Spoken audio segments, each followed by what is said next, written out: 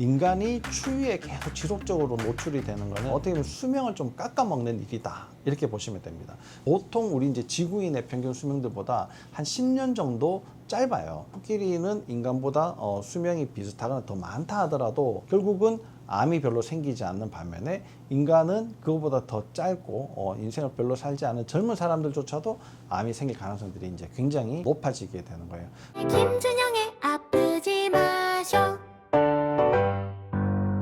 안녕하십니까. 자율신경 기능의학으로 진료하고 있는 마음편안유액과 김준영 원장입니다. 제가 유튜브를 찾아보다가요, 임진왜란 때 태어난 상어가 지금까지 살아있을 수 있다, 이런 이야기를 봤는데요. 처음에 저는 뭐 SF 이야기인가? 뭐 이렇게 생각을 했었는데 그런 상어가 실제로 있다 하더라고요. 몇백 년을 산 거잖아요. 1600년이라고 쳐도 벌써 400년 이상은 일단 산 상어인데, 그래서 이제 좀 조사를 해봤더니요, 오래 사는 동물들이 많더라고요. 그런데 왜 인간은 뭐 100년도 기껏 잘 못 살아가지고 뭐 100세 인생 이렇게 이제서야 겨우 이야기를 하는가. 그래서 한번 조사를 해봤습니다. 오션 콰옥, 이건 이제 조개 종류예요. 이건 이제 507년을 산다고 합니다. 그린란드 상어는 약 500년을 살고 북극 고래는 한 250년에서 한 300년 정도 살더라고요. 그런데 이게 쭉 들어보시면 어떤 공통점이 있는 것 같아요? 희한하게도 다 물하고 너무나 관련이 있다, 이렇게 생각을 하실 수 있습니다. 그 다음에 차가운 곳에 사는 거, 이것이 진짜 장수에 영향을 주는가? 를 이렇게 대입을 좀 시켜보면 좋겠죠. 건강에 뭔가 힌트를 좀 얻을 수 있지 않겠나. 오늘 그런 이야기를 해드리도록 하겠습니다. 찬물로 샤워하는 것이 건강에 도움이 된다, 이런 이야기 많이 들어보셨잖아요. 실제 그것이 건강에 도움이 되는 측면들이 있습니다. 우리 몸에는 에너지를 만들어내는 미토콘드리아라는 게 세포 안에 있거든요. 미토콘드리아가 없다 그러면 에너지를 못 만들어내고 우리가 체온을 유지하는 것도 굉장히 이제 어렵게 될 거예요. 지방 세포에는 사실 거의 없거든요. 보통 이제 사람들 지방을 보면 노랗게 생겼거든요. 그러니까 하얗게 있는 지방이랑 노랗게 있는 지방에는 사실 미토콘드리아가 거의 없습니다. 추운 곳에 자꾸 노출을 시키면 브라운 팻이 이제 많이 늘어나게 돼요. 이 늘어난다는 거는 미토콘드리아가 그만큼 개수가 더 많이 늘어난다. 원래 이제 세포들이 또 있는데 지방에까지 더 생겼으니까 더 늘어난다, 이렇게 이제 볼 수 있겠죠.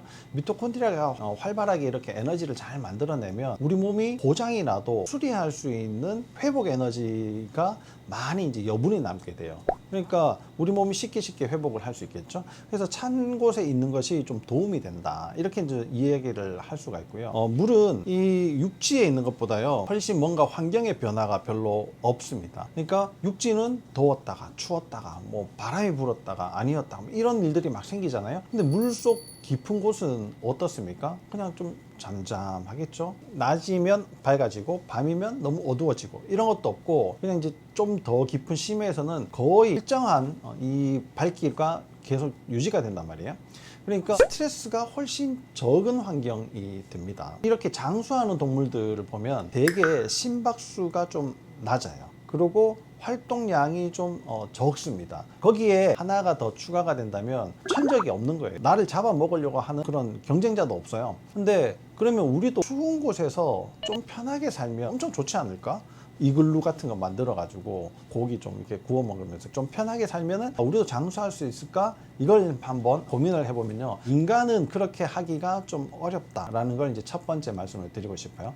왜냐 그러면은 인간은 항온 동물이거든요. 그러니까 물론 고래도 항온 동물이긴 한데 이렇게 이제 장수하는 심해에 사는 이런 고래들은 피하 지방의 두께가 50cm 정도가 됩니다. 그러니까 엄청나게 이제 보온이 잘 되는 옷을 그냥 자체적으로 입고 있는 거예요. 우리는 어떻습니까? 그렇게 추위에 노출되면 스트레스를 이제 쉽게 받기 때문에 인간이 추위에 계속 지속적으로 노출이 되는 거는 어떻게 보면 수명을 좀 깎아먹는 일이다, 이렇게 보시면 됩니다. 장시간 계속 노출이 된다? 이거는 수명을 깎아먹을 수 있다. 그래서 북극에 사는 북극인들이 있죠. 그런 분들은 대개 평균 수명이 보통 우리 이제 지구인의 평균 수명들보다 한 10년 정도 짧아요. 그런 것들만 봐도 이 추위라는 것이 인간에게는 얼마나 큰 스트레스인가, 이걸 또 이제 알 수가 있고요. 또 두 번째는 이런 게 있습니다. 물 속에는 온도 변화가 별로 없다고 했잖아요. 그리고 이제 물이라고 하는 것이 일단 기본적인 방어막을 이제 형성을 해주는 거죠. 그리고 산소가 또 그렇게 또 많지 않습니다. 그러니까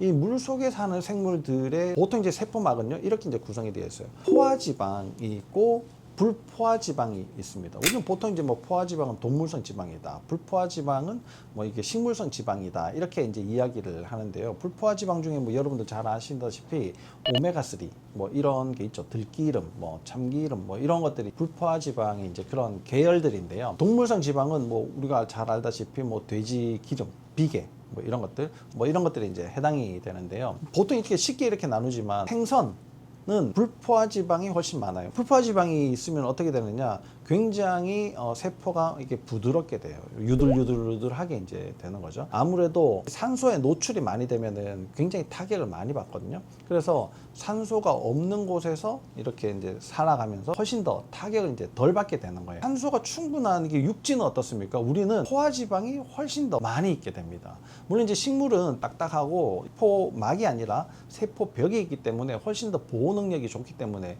불포화 지방을 많이 가지고 있지만 인간은 그런 거에 약하기 때문에 이 세포 자체에 포화 지방이 많아요. 산소의 공격을 좀 덜 받는 거죠.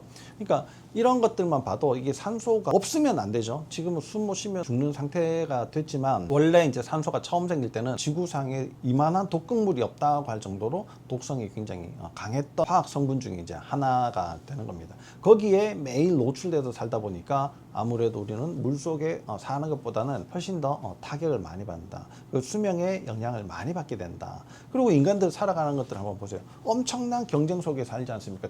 이런 상황들에서 특히나 한국 사람들은 너무 스트레스를 많이 받지 않나. 그러면 수명에 영향을 받을 수밖에 없다. 그래서 내가 좀 더 활동을 너무 많이 한다. 좀 줄이시는 게 좋고요. 추위를 싫어한다. 그러면 몸을 조금 더 이제 단련시키시는 측면으로 찬 것에 조금 더 노출을 시켜봐도 괜찮을 것 같고요. 이 수명이라는 게 사실 뭐 굉장히 간단해 보이지만 굉장히 또 복잡하고 얽혀 있는 것들이 굉장히 많이 있거든요. 그래서 우리가 이제 오래 사는 동물들을 보면서 뭔가 이제 배울 점을 하나씩 찾아보는 게 필요할 것 같습니다. 암에 걸릴 수 있는 동물과 암에 걸리지 않는 동물의 차이점은 이게 암에 걸릴 수 있는 거. 세포가 많아지면 경우의 수가 많아지고 온갖 각종 뭐 이상한 암들이 동물들에게는 굉장히 흔할 것 같은데요. 실제로 알고 보면 별로 없습니다. 육지에 살고 있는 우리가 덩치가 제일 크다. 그러면 이제 코끼리를 생각할 수 있잖아요. 코끼리만 보더라도 암이 잘 안 생겨요. 왜 그럴까? 그것도 한번 좀 궁금해 볼 필요가 있는데요. 이 동물들은 항암 능력이 굉장히 강합니다. 물속에 사는 동물들은 오메가3가 세포막에 주로 이루어져 있고 육지에 사는 인간들은 포화지방이 주로 세포막으로 구성이 되어 있다. 이렇게 말씀드렸잖아요. 포화지방으로 있는 것은 산소의 공격을 덜 받기 위해서거든요. 물속에서는 산소가 좀 적기 때문에 훨씬 더 영향을 덜 받게 되고 그래서 불포화 지방이 많긴 하지만 산소가 있잖아요. 그 산소가 다시 불포화 지방을 공격을 할 수가 있단 말이에요. 근데 공격을 해도 엄청나게 빠른 속도로 그걸 회복시킬 수 있는 능력들을 가지고 있어요. 예를 하나 이렇게 말씀을 드려보면 제가 이제 레지던트 때 동물 실험을 이제 했었는데요. 생쥐로 이제 실험을 했거든요. 레지던트 때는 간담체도 전임비를 이제 1년 할 정도로 간담체에 굉장히 이제 심취해 있었던 적이 있었는데요. 그때 어떤 실험을 했냐면 간은 담즙을 만들어내잖아요. 담즙을 만들어내서 12지장으로 이렇게 뿜어내요. 여기에 문제가 생길 수 있습니다. 제일 큰 문제는 담도암이죠. 이 담도암이 생겼을 때는 간에서 12지장으로 연결되는 담즙이 나오는 길을 잘라버리고 이 간과 소장을 직접 연결시키는 이제 수술을 하게 됩니다.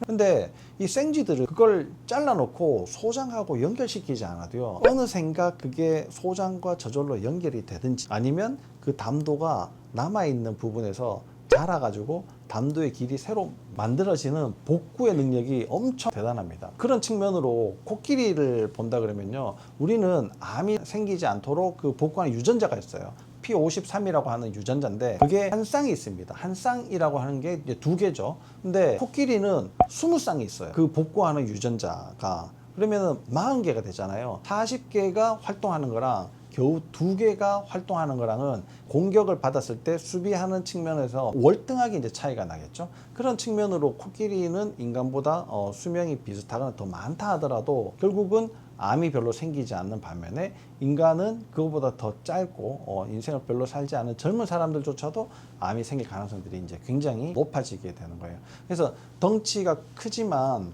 복구 능력이 좋다 그러면 특히 암이 생기지 않을 가능성들이 많은데, 우리도 인간들도 그렇죠. 복구 능력을 잘 만들어 놓으면 될 텐데 이미 이제 타고나는 유전적인 부분은 바꿀 수가 없지 않습니까? 그럼 우리가 이제 노력해야지 될 게 뭐냐? 몸을 수시로 복구를 잘해야 된다라는 겁니다. 그럼 복구는 언제 되느냐? 잘 때 됩니다. 근데 여러분들 한번 보세요. 누웠는데 잠이 안 오잖아요. 잠을 겨우 들었는데 중간에 계속 몇 번 깨고, 그러면은 회복이라는 것이 점점 안 되지 않습니까? 그게 어느 정도 누적이 되고, 어떤 사람은 뭐 많이 견뎌낼 수 있겠지만 어떤 사람은 조금밖에 못 견뎌내면은 그 상황에 일이 터지게 되는 거예요. 그중 이제 제일 골치 아픈 게 난치병 또는 불치병, 대표적으로 잘 알고 있는 것이 암, 자가면역 질환, 이런 것들이 이제 되는 거죠. 그래서 회복을 수시로 잘 시키는 것이 또 어쩔 수 없는 이 유전적 환경을 극복할 수 있는 방법이다라는 걸 꼭 잘 기억을 하셔야 됩니다. 세 번째로는 또 이런 것들을 말씀드리고 싶은데요. 동물들이 사는 환경과 인간이 사는 환경이 극연하게 다르지 않습니까? 우리도 아프면 어째요? 뭐 여기에 하던 일도 다 접고 집도 다 정리를 하고 직장도 그만두고 산속으로 가면은 이제 병이 낫는다, 이런 걸 이제 한 번씩 들어보셨을 기도 했을 거고 또 잘 알고 계실 텐데요. 동물들은 아예 거기에서 살고 있어요. 우리는 거기 산속으로 가가지고 적응을 해야 되지만 동물들은 이미 그 환경에 잘 적응을 해 있고 어떻게 살아가야 될지 너무나 잘 알고 있습니다. 제일 이제 심하게 따지면 먹거리죠. 먹거리가 수시로 영향을 쉽게 주게 됩니다. 왜냐 그러면 너무 맛있는 음식들이 많이 있거든요. 사실 뭐 인생을 즐겁게 살려면 맛있는 음식을 먹는 것만큼 즐거운 일이 어디 있겠습니까? 그러다 보니까 뭐 이런저런 음식들, 특히나 설탕, 밀가루, 음료수, 과일, 이런 음식들은 대부분 간식이에요. 근데 이 간식으로 먹어야 될 것을 끼니로 또 때우는 거, 이런 것들이 이제 굉장히 문제를 많이 일으키는데요. 이거를 이제 내가 기르고 있는 애완동물들한테도 적용을 시키잖아요. 그러면 똑같이 문제들이 많이 생기게 됩니다. 그래서 요즘은 인간들이 먹는 음식을 주지 않고 사료들을 이제 주잖아요. 그래서 동물들도 인간과 같이 살면서 인간의 환경에 젖어들게 되면 똑같은 문제가 생긴다. 그러면 우리도 지금 살고 있는 방식이 어떤가를 한번 살펴보시고, 이 장수하는 동물들처럼 이 생활을 조금 더 바꾼다 그러면 아무래도 텔로미어를 더 길게 해야지 된다. 뭐 유전자를 어떻게 조작을 해야 된다. 뭐 이런 문제들을 떠나가지고 내가 가지고 있는 이 능력의 한계 안에서도 좀 더 장수를 할 수가 있고, 또 수명이 어디까지 되는지는 모르지만 또 수명이 다하는 날까지 건강하게 지낼 수 있는 그런 기반을 마련할 수 있지 않나 생각을 합니다. 아무리 유전자가 좋아도요, 어떤 환경이냐에 따라 가지고 문제가 생길 수가 있거든요. 그러니까 수면 시간을 확보를 좀 하고, 또 심박수를 늦추는 게 엄청, 그러니까 내가 고강도라고 하면 내가 뛸 수 있는 심박수의 80% 정도, 그 다음에 중등도 그러면 최대 심박수의 60% 정도. 남들은 다 할 수 있지만 내 몸에 무리 된다고 하는 것들은 조금씩 빼가고, 특히나 언제든지 쉽게 내 몸을 망가뜨릴 수 있는 식습관의 변화도 같이 잘 조절을 하시면 여러분들이 지금보다도 더 건강한, 아니면 지금 건강하시다면 이 건강 상태를 현재까지나 유지할 수 있는 좋은 계기가 될 거라고 생각을 하면서 오늘 영상은 여기서 마치도록 하겠습니다. 감사합니다. 김준영